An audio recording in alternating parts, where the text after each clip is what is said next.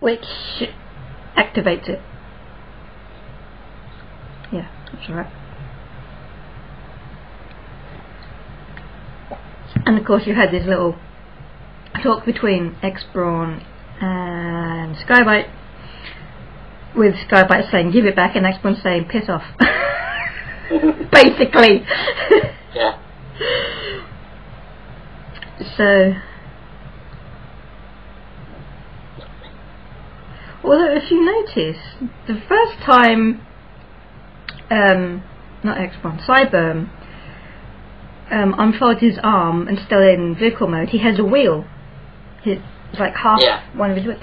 But the second time you see that, his wheel is still on the ground. How's that work? Yeah, that's what I was thinking. It's like he still has 4 wheels on the ground and yet his arm is up. It's like, how the hell does that work? Animation error, I think. Yeah. Of course then, after Cyber's suggestion that he takes it as high as possible, X-Brawn goes swinging like a monkey through the city. Still in his vehicle mode. Huh? Like Spider-Man? Yeah. Or Spider-Bot. Still in his vehicle mode. So that must be really interesting, seeing a swinging 4x4 going from...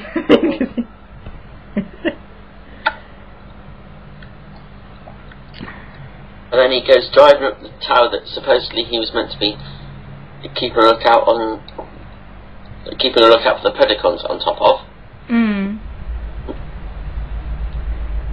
And then we go back to the base.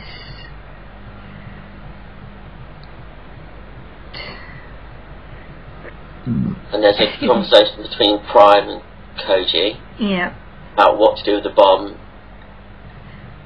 And then Prime has an idea. We see him turn up at where X-Brawn is, and we get the first appearance of Super Mode. Yeah. Strangely enough, in this episode, he didn't actually call it Battle Mode. He calls it Optimize. Yeah. For some strange reason. Yep. And I must say, he must have some pretty powerful water jets to get it all the way out into space. Yeah.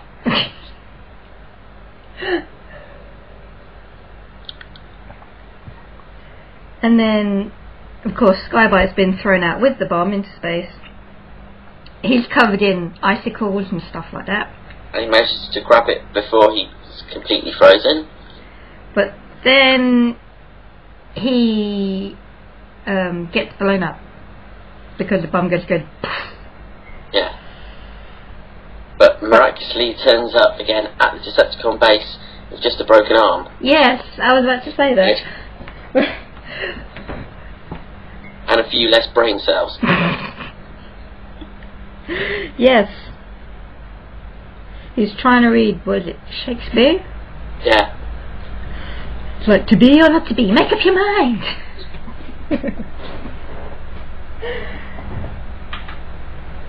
Yeah, so.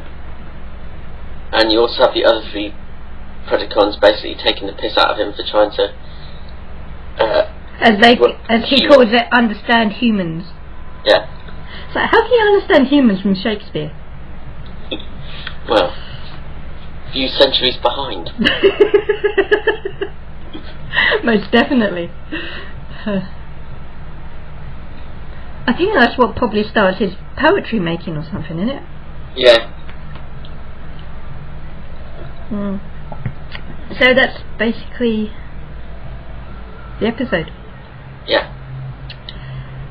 So, any thoughts? I swear you're in my mood today. I was just about to ask that.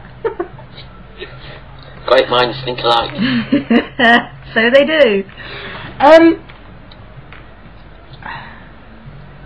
It is actually a pretty good episode.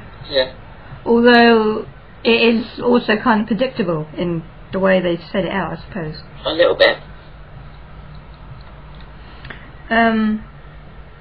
They make Yugi out to be a bit stupid though, don't they? If I've got his name right. That's his Japanese name. Oh, what's his English name again? Koji. Koji even. Why am I getting mixed up with the Japanese one now? Probably because for some strange reason they have it written in, all the Japanese names written on the back. Yeah, as well. But they make him look really stupid when he introduces himself to Tai and falls for a not realised hologram when it's blatantly obvious she's translucent. He does that later on when the bomb explodes. He goes, "Oh yay!" and then he gets a hug and goes straight on the floor. And of course she's just thinking that's stupid. Of course she's just looking at him and just say, "Hello." What was that? But I think it's sort of a running joke in the whole series, isn't it? If I remember rightly. Is it? I think he does it more than just in that episode. I could be wrong. Not that I can remember. Alright. Or Dr. Onishi does then, maybe. I've only seen after what? We'll get onto that later. We're sidetracking. Yeah. Anyway. So, what are your thoughts on that episode? I thought it was a good episode, but a little bit predictable.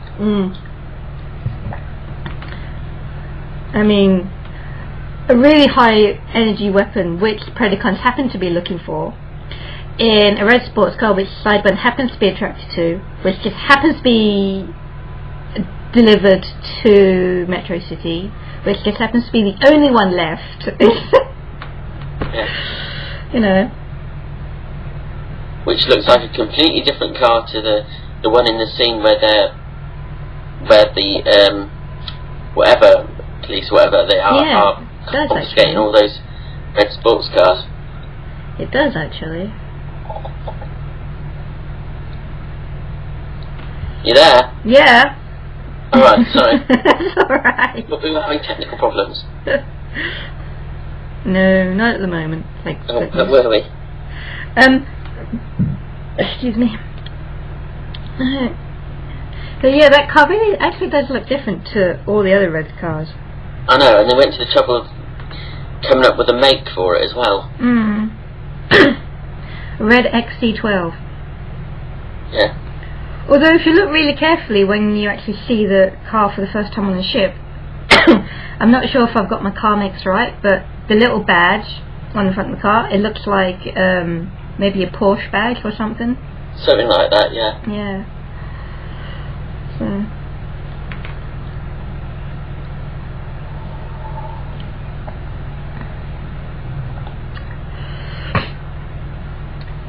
I think that's just about everything.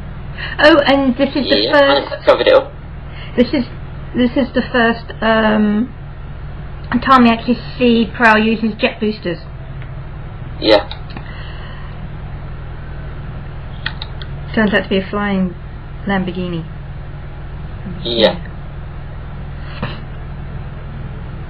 But it's also quite good where you can use them to punch people as well. Yeah.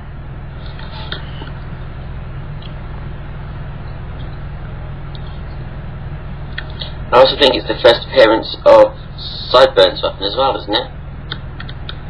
Yeah, I think that is the only actual time he uses that, because normally he uses that missile firing thing. Yeah. Excuse me.